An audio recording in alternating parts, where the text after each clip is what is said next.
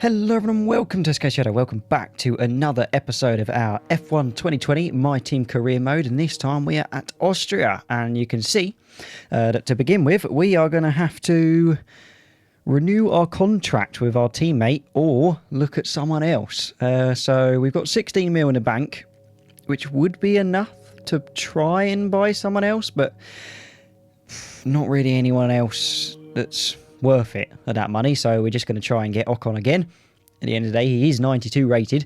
We're going to go for the medium risk, 9.1 million. Try and save the 300,000.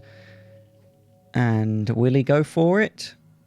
He did. There we go. We have signed him until the end of our second season for the next 8 race weekends. And it cost us 9.1 million. So we haven't got very long until the actual thing. You can see we've got some upgrades coming. A couple of major aerodynamic upgrades, which will be very nice. We do have 1100 points, so we might as well do an upgrade. So we've got a major engine upgrade coming now. So getting all the upgrades in, hopefully at some point that will bring us closer to top points. But an upgrade there that will bring experience stat up on our teammate. And our rear wing upper flap upgrade failed. Oh, that is really annoying because that was a major upgrade. Never mind, we'll just have to deal with it. But on the weather front, you can see that apparently qualifying is going to be dry and then wet and then dry. So that's going to be interesting.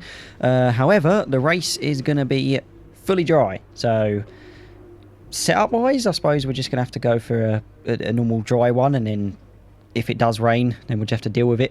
But you can see, performance-wise, we haven't upgraded because the upgrade failed, which is a bit annoying. So we're still, you know, only just above the Haas and Alfa Romeo Williams. You can see we do have the engine upgrade coming, but we are bottom in engine. We're practically bottom aero. I mean, only slightly better than Williams, Alfa Romeo and Haas. Chassis, we're pretty good. We're actually third in the chassis department. But yeah, you can see we're now into qualifying. Based on that, I mean, we should get out of Q1. That's a given. That's where we pretty much do all the time anyway. So, you know, the Williams, the Haas and the Alfa Romeo are the ones that are supposed to be kicked out in Q1.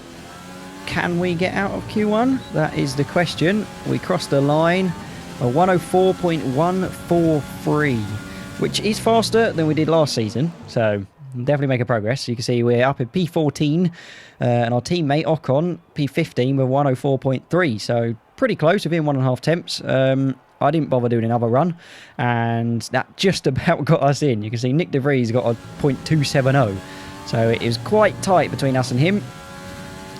There was every chance that he could have gone that little bit quicker and we'd have been kicked out, but the strategy paid off. You see there, we're doing a little bit of sideways action, and you'll see probably in the race we'll be doing a bit of that as well.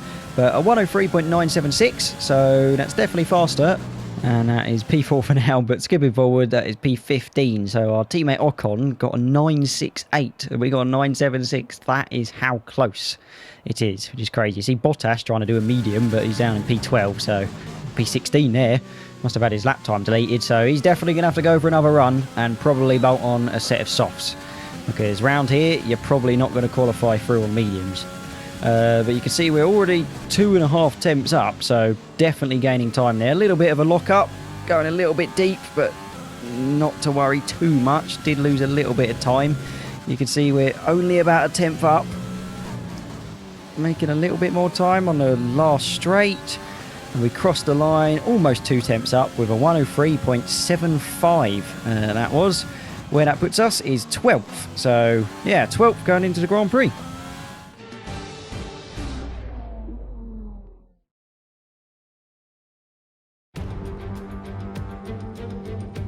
Good afternoon and welcome to Spielberg, and to a circuit that in one form or another has held every Austrian Grand Prix in the championship, except the very first back in 1964. It was at this race that John Watson lost a bet and his beard when he took Team Penske's only F1 victory in 1976. If anything, the stakes are even higher today, with 25 points available for victory and a crucial advantage in the championship fight. The Spielberg circuit then is situated 700 metres above sea level, with just 10 corners making up one of the shortest laps of the season. One time around here is a distance of 2.6 miles, with the best overtaking chances into turn 1 or the tight uphill turn 3. It's time to see how our drivers are stacking up after yesterday's exciting qualifying session. Good job yesterday from Valtteri Bottas. The Finn starts from pole position, and it's Lewis Hamilton alongside. Looking down the rest of the grid, we have Ricciardo, Verstappen, Lance Stroll, and Leclerc, Vettel, Norris, Albon, and the engineer, Perez, Kvyat, Kevin Magnussen, and Ocon. Sainz, they'll be starting further back after an earlier grid penalty. De Vries, Antoine Hubert, and Pierre Gasly, Latifi, Russell, Ireland, and Antonio Giovinazzi starts from the back of the grid. And now it's time to head down to the track. Well, you can see there that we actually start in P10 because a couple of guys must have got grid penalties above us. So we actually start in the points already, which is fantastic. You can see strategy is going to be a soft to medium on lap 15, I think that is. So we are about to start the race. 5 lights on. And away we go. See, looks like the guys get a pretty good start. Look like Ricciardo there in third, getting past Bottas, I think that is. You see, we go for a bit of a dive bomb around the Ferrari there, but just about managed to make it stick. We're now side by side with Charles Leclerc in P9, so we've gained a position already. We break that a little bit later, almost side by side with Albon going into that corner. Think touch wheels maybe, but doesn't matter too much. We do get ahead, so that is us into P8 in the first couple of corners, which is absolutely fantastic. Ahead of us we have Alexander Albon in the Red Bull. He tends to be a little bit slow, so you never know, we might make it past him. And then ahead of him is Vettel in the Ferrari. Admittedly, the Ferrari seems to be quite quick at the moment. I mean, we're on to lap 3 and we've managed to hold position, but we are just out of DRS zone of Albon. Which means that Leclerc behind us, he is definitely going to have the DRS on us, but he's going to have his own fight with Norris because those McLarens aren't too shabby themselves. We do have to keep our performance levels up because, you know, we could very easily get swamped by both of them, which we definitely don't want to do. I mean, we're in this DRS zone. Moving on to lap 4, we have actually managed to just about catch up into the DRS of Albon, so that rear wing is nice and open, as you can see. And that allows us to catch up a little bit. He also has DRS on Vettel, so we're in a little bit of a DRS train here. You can see on the map it looks like one of the Mercedes is miles ahead of everyone else, including his teammate. But we, like I say, are in a bit of a train. We've got quite a few cars ahead of us. There's a little bit of a gap after Vettel, but if we can keep in the DRS of Albon and Vettel, then we'll be a little bit quicker. As you see, we set a purple sector 1 in lap 5, and we are so close. The gearbox of Albon there, and we look to the inside. Do we plant it around the inside? We do. We touch a little bit. He moves out of the way. We just pull ahead. And here's a TV camera showing that he does manage to get back past us in the 2 sweeping corners there, while we're fighting the Ferrari trying to go down the side of us there as well. But yeah, we managed to get past Albon, but, you know, he's in a Red Bull, so it's going to be quick. So we go a little bit deep there, not to worry though. We've still got the DRS. That little fight has meant that Vettel has pulled ahead, but we go down the inside of turn 1. We break a little bit earlier than Albon there, actually, but he seems to just decide it's for the best for him to get out of that battle, because he knows that with our car, we're going to take all the opportunities we can to get the points. You know, a bit like Verstappen in turn 1 of Spain. You know, we are going for it. And, you know, we're in P7 and we've caught up with Vettel. That's how quick we are. 2.2 seconds Albon behind us now. Whether we can get past Vettel or not, that has to be seen in the future, but you can see we are catching up. Our engine is just so good. Going down the inside of Vettel there, we squeeze him out and we are ahead. So that is us up into P7. So yeah, I mean, P6 actually, but again, a purple sector 1. But yeah, we are going to take every opportunity we can to get points, because you never know when they're going to come. I mean, in terms of performance level, the car should be sort of around the 14th, 15th place mark rather than where we are now. But I mean, Austria is always a strong track for us, and we were a little bit lucky in being able to start P10. So we were sort of within the points as we properly have a bit of a moment there.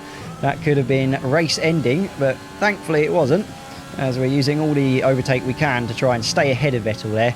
Lap 13, we're still sixth. Ricciardo's pitting. A few other guys are pitting, I think. I'm not sure actually, maybe not, but yeah, we are fifth. You see, we're in a bit of a space of our own. We've got Stroll ahead, 2 seconds. Norris 4.5 now behind us. We crossed the line onto lap 15. Our pit window is open now, and we are into the podium positions. Obviously, we're not going to be there for long because, quite frankly, you know, we've got to pit again. So we dive into the pits now, take a little bit of a shortcut. Probably not allowed, but oh well, who cares? We are into the pits. Onto a brand new set of mediums for us. How quick can they do it? 2.5 seconds. Not too shabby.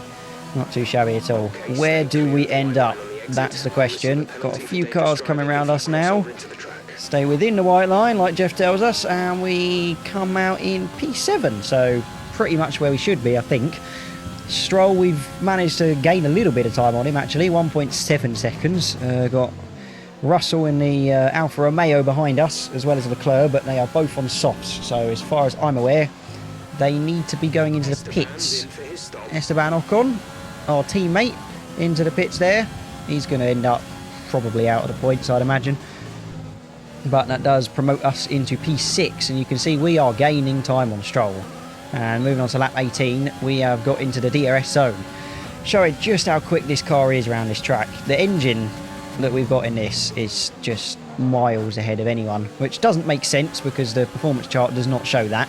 But we are also helped with our pretty decent chassis. I mean, if any department is decent, it is the chassis department. And we've got a lot of, you know, fast corners around Austria, so that definitely suits our car. And you can see using Rich and overtake, it's just easy passing. The other cars just don't seem to have enough horsepower to try and battle it, as we perhaps brake a little bit too late there.